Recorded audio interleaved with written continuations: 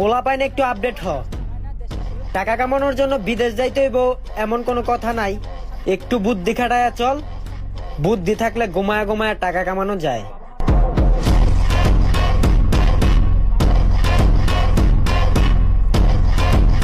কোনো এক বুদ্ধিমান ব্যক্তি বলছে বুদ্ধি থাকলে নাকি প্রবাসে আসতে হয় না, দেশে শুয়ে শুয়ে টাকা ইনকাম করা যায়।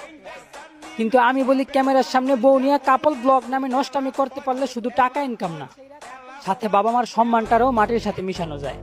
তো বলি তোর বাপেরা যদি দেশে ঘুষ না নিয়ে জ্ঞান বুদ্ধি দেখে চাকরি দিত, তাহলে হাজার হাজার মধ্যবিত্ত ছেলেদেরকে পড়ালেখা শেষ করে টাকার জন্য চাকরি না পাইয়া প্রবাসে এসে কষ্ট করতে হইতো না।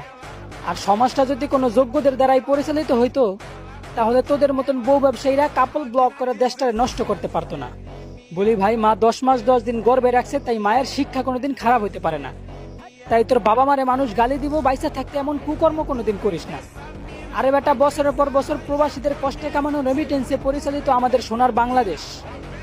হাবরা একান ফাড়াইলে যদি ওই দেশে থাকতে আবারও অকারণে প্রবাসীদের নাম মুখে নেস। বলি বুদ্ধি থাকলে নাকি টাকা ইনকাম করতে প্রবাসে আসতে হয় না। হ্যাঁ বোকা।